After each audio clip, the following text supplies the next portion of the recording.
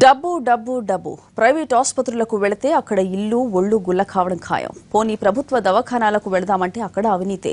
Ambulance లో ఆసుపత్రిలో దిగిన దగ్గర నుంచి బయటకు వెళ్లే వరకు అడుగడుగున అవినీతే. లంచం ఇస్తే రాచ మర్యాదలు జరుగుతాయి, లేకపోతే కనీసం తొంగి చూడడం లేదు సిబ్బంది. ఇలాంటి అవమానాలను భరించలేక తనదైన దారిలో ఆసుపత్రికి వచ్చాడు రోగి.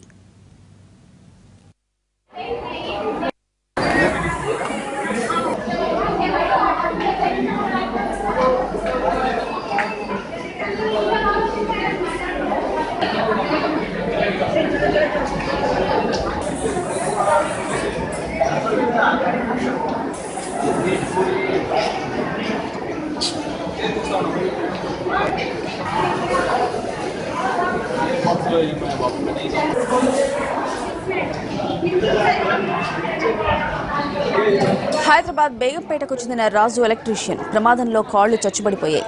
నడవలేని స్థితిలో వైద్యం కోసం సికింద్రాబాద్ గాంధీ ఆసుపత్రికి వచ్చాడు బాధితుడు. అయితే అక్కడ సిబ్బంది వీల్ చైర్ ఇవ్వడానికి 100 రూపాయలు లంచం అడిగారు. డబ్బులు ఇవ్వకపోతే వీల్ చైర్ ఇచ్చేది లేదని తెగేసి చెప్పారు. ఇలా ఆసుపత్రికి వచ్చిన ప్రతిసారి వీల్ చైర్ కోసం 100 రూపాయలు సమర్పించాల్సిన పరిస్థితి. గతంలో చికిత్స చేయించుకుని ఇంటికి వెళ్లిన వ్యక్తి ఇవాళ మళ్లీ ఆసుపత్రికి వచ్చాడు. గత అనుభవాలను దృష్టిలో ఉంచుకుని మళ్లీ ఆసుపత్రి సిబ్బంది లంచం అడుగుతారని గ్రహించి ఆ డబ్బులు ఇచ్చుకునే స్తోమత లేక చివరకు చిన్నపిల్లలు ఆడుకునే టాయ్ బైక్ మీద ఆసుపత్రికి వెళ్లేందుకు ప్రయత్నించాడు.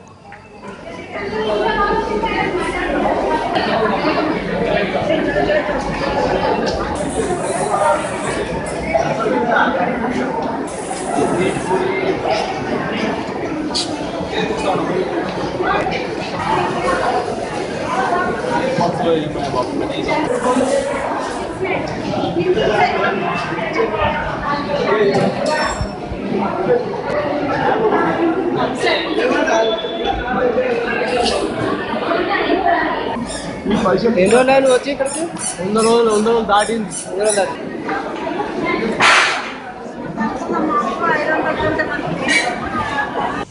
ఇప్పటికే కాళ్లు చచ్చుబడిపోయి తినేందుకు తిండి లేక ఇబ్బందులు పడుతున్నానని చెప్తున్నాడు రాజు. ఇప్పుడు మళ్లీ ఆసుపత్రి సిబ్బందికి లంచం ఇచ్చే డబ్బులు లేక ఇలా టాయ్ బైక్ మీద వచ్చానంటున్నాడు. అయితే రాజు విషయం వివాదాస్పదం కావడంతో వెంటనే అతడికి వీల్ చైర్ ఇచ్చారు సిబ్బంది.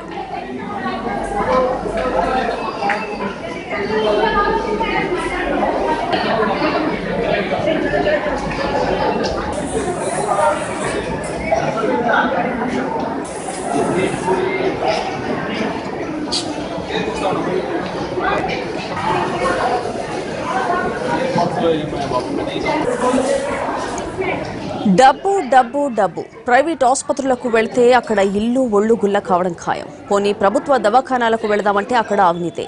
అంబులెన్స్ లో ఆసుపత్రికి దిగిన దగ్గర నుంచి బయటకు వెళ్లే వరకు అడుగడుగున అవినీతే. లంచం ఇస్తే రాచ మర్యాదలు జరుగుతాయి, లేకపోతే కనీసం తొంగి చూడడం లేదు సిబ్బంది. ఇలాంటి అవమానాలను భరించలేక తనదైన దారిలో ఆసుపత్రికి వచ్చాడు రోగి.